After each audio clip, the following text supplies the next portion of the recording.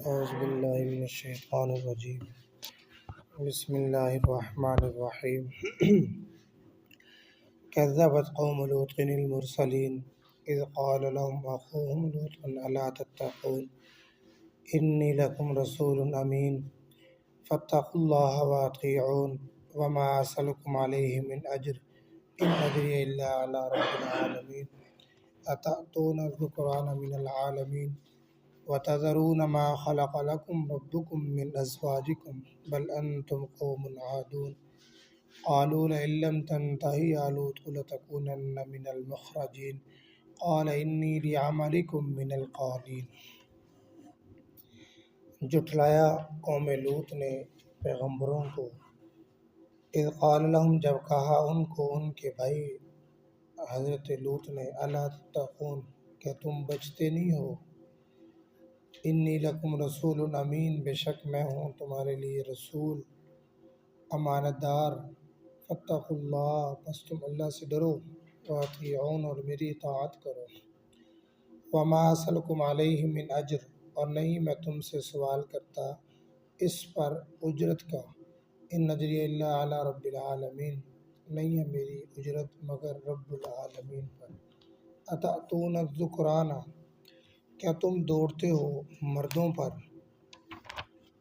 من العالمین جہان والوں میں سے، وتذرون اور تم چھوڑتے ہو ما خلق لکم ربکم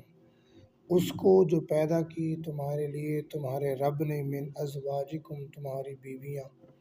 بل انتم قوم عادون بلکہ ہو تم قوم حد سے تجاوز کرنے والی، قالوا کہنے لگی قوم، لئن لم تنتہی یا لوط اگر نہ باز آئے اے لوط، لتکونن من المخرجین تو آپ ہو جائیں گے نکالے ہوئے لوگوں میں سے، قال کہا حضرت لوط علیہ السلام نے، انی لعملکم بے شک میں تمہارے عمل سے، من القالین میں تمہارے عمل کو بغض کے ساتھ دیکھنے والا ہوں۔ پچھلے چند رکوعوں سے چند قوموں کا ذکر آیا، حضرت ابراہیم علیہ السلام کی قوم، حضرت نوح علیہ السلام کی قوم، حضرت ہود علیہ السلام کی قوم، اور پچھلے رکوع کے اندر حضرت صالح علیہ السلام کی قوم کا ذکر آیا۔ آج کے اس رکوع کے اندر حضرت لوط علیہ السلام کی قوم کا ذکر ہے۔ حضرت لوط علیہ السلام حضرت ابراہیم علیہ السلام کے سگے بھتیجے تھے۔ حضرت لوط بن ہاران بن آزر تو یہ ہاران کے بیٹے تھے اور آزر ان کے دادا تھے۔ حضرت ابراہیم علیہ السلام کے والد کا نام آزر ہے، جس طرح قرآن پاک کے اندر اذ قال ابراہیم لأبیہ وقومہ آزر، تو آزر نام حضرت ابراہیم علیہ السلام کے والد کا نام ہے۔ قرآن پاک کے اندر بعض تاریخ کی کتابوں کے اندر طارق نام لکھا ہے، لیکن علامہ ابن کثیر رحمۃ اللہ علیہ نے لکھا کہ نام تو قطعی طور پر وہی ہے جو قرآن پاک کے اندر ہے، باقی لقب ہو سکتا ہے طارق۔ تو حضرت ابراہیم علیہ السلام عراق کے اندر اللہ رب العزت کی طرف سے بھیجے گئے، وہاں پر 70 سال یا 80 سال تبلیغ کی، تو سوائے حضرت ابراہیم علیہ السلام کی اہلیہ حضرت سارہ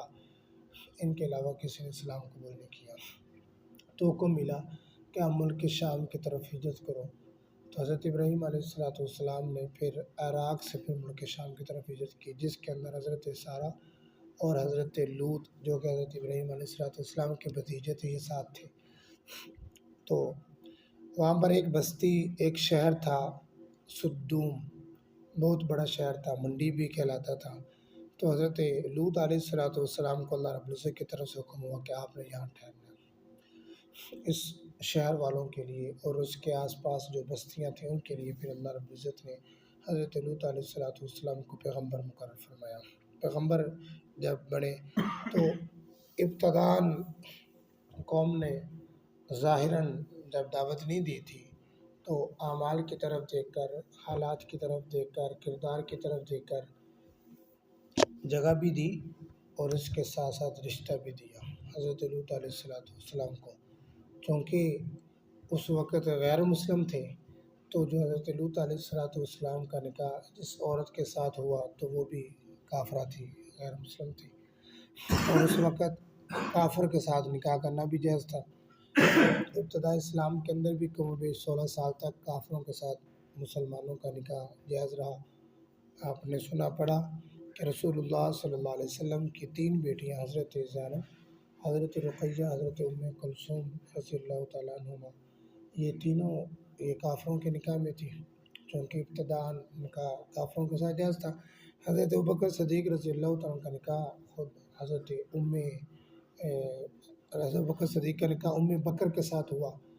اور اس سے پھر ایک بیٹا بھی پیدا ہوا، جس سے حضرت ابوبکر صدیق کی کنیت بھی رکھی گئی۔ پھر بعد کے اندر جب دیکھا کہ اب اسلام قبول نہیں کر رہی، تو پھر ام بکر جو حضرت ابوبکر صدیق کی اہلیہ تھی، بیوی تھی، پھر ان کو طلاق دے دی۔ تو ابتداءً کافروں کے ساتھ نکاح جائز تھا۔ یہ سن 3 ہجری کے اندر پھر یہ نکاح اس سے منع کیا گیا۔ قرآن پاک کی آیات نازل ہوئی، لا تنکحوا المشرکین حتی یؤمنوا، کافی ساری آیات۔ تو حضرت لوط علیہ السلام بستی سدوم کی طرف نبی مقرر کیے گئے، وہاں جا کر اسلام کی توحید کی، اللہ رب العزت کی وحدانیت کی دعوت دی، تو قوم والوں نے انکار کر دیا، جھٹلا دیا۔ اس لیے فرمایا کہ کذبت قوم لوط المرسلین، جھٹلایا قوم لوط نے پیغمبروں کو۔ اب پیغمبر تو شہر سدوم کی طرف نہیں گئے، صرف حضرت لوط علیہ السلام ایک نبی گئے، تو ایک نبی کا جھٹلانا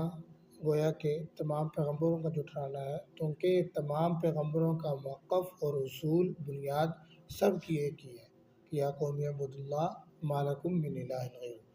کہ اللہ رب العزت کی عبادت کرو اور اللہ کے علاوہ کسی اور کے سامنے اپنے آپ کو نہ جھکاؤ۔ اور کہا کہ قال لهم اخوهم لوط الا تتقون، جب کہا ان کو ان کے بھائی لوط نے، بھائی اس لیے کہا کہ چونکہ وہ بھی انسان تھے، اگرچہ حضرت لوط علیہ السلام اللہ کے پیغمبر اور یہ باقی ساری پوری کی پوری قوم کافر مشرک، لیکن چونکہ انسانوں نے کے ناطے کہا گیا اخوہم، ان کے بھائی حضرت لوط علیہ السلام نے کہا کہ الا تتقون، کیا تم ڈرتے نہیں ہو اللہ رب العزت سے، تم بچتے نہیں ہو شرک سے، کفر سے بچو تم۔ انی لکم رسول امین، بے شک میں تمہاری طرف رسول بنا کر بھیجا گیا ہوں، میں تمہارے لیے رسول ہوں، امانت دار ہوں، جو اللہ کی طرف سے مجھے حکم ملا وہی پیغام میں آپ تک پہنچاتا ہوں، اس کے اندر کسی قسم کی کمی بیشی کے بغیر۔ فاتقوا اللہ واطیعون، پس تم اللہ سے ڈرو اور میری اطاعت کرو، اور میں جو تمہاری طرف آیا ہوں دن رات تمہیں اسلام کی توحید کی دعوت دے رہا ہوں، اس پر میں تم سے کوئی اجرت بھی نہیں مانگتا، کوئی سوال بھی نہیں کرتا کہ آپ میری تعاون کرو، میری مدد کرو، آپ میری ضروریات ہیں، میرے خرچے ہیں، نہیں، میں آپ سے کوئی سوال نہیں کرتا۔ ان اجریہ الا علی رب العالمین، سوائے اس کے نہیں کہ میرا اجر، میری اجرت اور رب العالمین پر ہے۔ قوم لوط پہلی قوم ہے کہ جس کے اندر مرد رانی شروع ہوئی، مردوں کے ساتھ زنا شروع ہوا، اس سے پہلے یہ لواطت والا کام، برا فعل کسی دور کے اندر نہیں پایا گیا۔ تو حضرت لوط علیہ السلام نے فرمایا کہ اتاتون الذکران، کہ تم دوڑتے ہو تم مردوں پر، من العالمین، جہان والوں میں سے تم مردوں کی طرف آتے ہو، وتذرون، اور تم چھوڑتے ہو، ما خلق لکم ربکم من ازواجکم، اس کو جو پیدا کیا تمہارے لیے تمہارے رب نے، جس کو یعنی کہ من ازواجکم، تمہاری بیویاں، اور تم عورتوں کی طرف جاؤ، تم مردوں کی طرف کیا کرنے آتے ہو۔ قرآن پاک کے اندر ہے کہ قوم لوط پہلی قوم ہے کہ جس نے مرد رانی شروع کی، اس سے پہلے اس طرح کا برا فعل اس دنیا کے اندر نہیں پایا گیا۔ تو حضرت لوط علیہ السلام نے ان کو سمجھایا کہ آپ سمجھو، آپ اس سے بچو، ورنہ اللہ رب العزت کی طرف سے عذاب آئے گا اور سخت تکلیف ہوگی،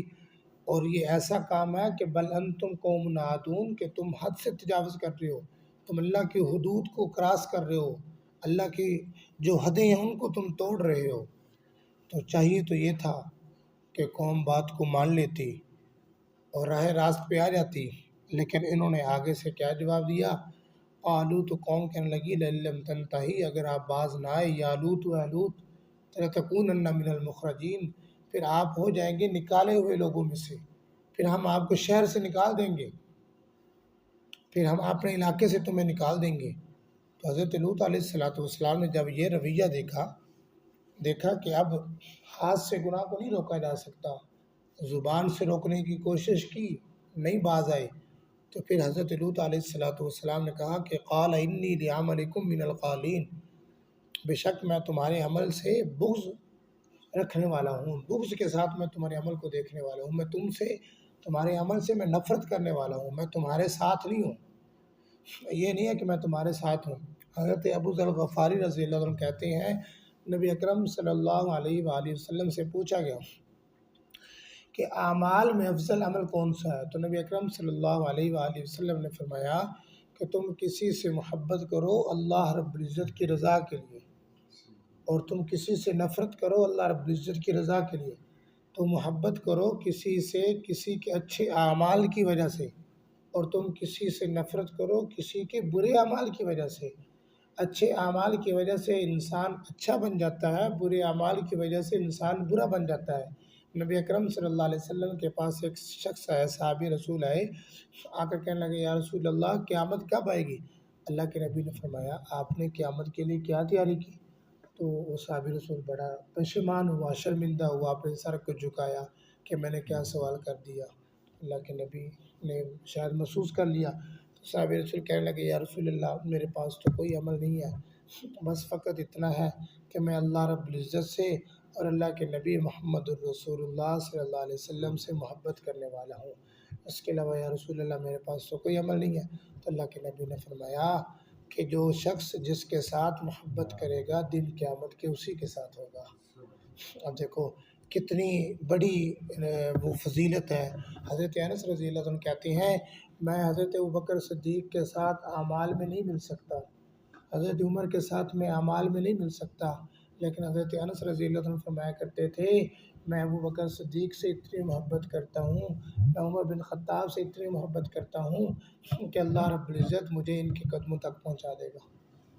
دیکھو محبت اچھے اعمال سے اچھے لوگوں سے کرنا گویا کہ ایمان ہے، ایمان کی علامت ہے، اور برائی سے نفرت کرنا یہ بھی ایمان کی علامت ہے۔ اللہ رب العزت کی طرف سے ایک بستی کے متعلق حکم ملا کہ فلاں بستی کو الٹ پلٹ کر دو، عذاب دے دو، تو حضرت جبرائیل علیہ السلام بستی کے اندر آئے، دیکھا کہ ایک شخص ایسا ہے کہ جو بڑا نیک ہے، بڑا اللہ رب العزت کا فرما بردار ہے، اس نے کبھی ایک لمحہ بھی اللہ کی نافرمانی نہیں کی۔ تو اللہ رب العزت سے ہم کلام ہوئے اللہ ایک تیرا نیک بندہ ہے، اس کو بھی الٹ دوں، اس کے اوپر بھی بستی کو گرا دوں؟ تو اللہ رب العزت نے فرمایا اس کے اوپر بھی بستی کو گرا دو۔ فرمایا یا رسول اللہ یا اللہ تیرا بڑا نیک بندہ ہے؟ تو اللہ رب العزت نے فرمایا کہ جب بستی والے زنا کرتے ہیں، بستی والے جب گناہ کرتے ہیں تو ایک لمحے کے لیے بھی اس کی پیشانی کے اوپر بل نہیں آیا، اسے افسوس نہیں ہوا۔ تو یہ ایمان کی علامت ہے، یہ بڑی وہ خوبی ہے ایمان کی کہ گناہ سے اہل ایمان نفرت کرتا ہے، برے انسان سے برے عمل سے نفرت کرنی چاہیے۔ تو اصل تو یہی ہے کہ جب کہیں پر انسان برائی دیکھے تو اگر اللہ رب العزت نے طاقت دی ہے تو حدیث کی روشنی کے اندر ہاتھ سے روکے، اگر ہاتھ سے روکنے کی طاقت نہیں ہے تو اس برائی کو زبان سے روکے، اگر زبان سے بھی روکنے کی طاقت نہیں ہے تو ایمان کا آخری جو درجہ ہے، جو کمزوری جو ہے وہ یہ کہ اس کو تم برا جانو، برا کہو کہ یہ برا ہے، تمہارا دل اس کو برا کہے۔ اگر تمہارا دل بھی اسے برا نہیں کہتا، تم اسے برا نہیں کہہ رہے ہو، اس برے عمل کو برا نہیں سوچتے یا برا تصور نہیں کرتے،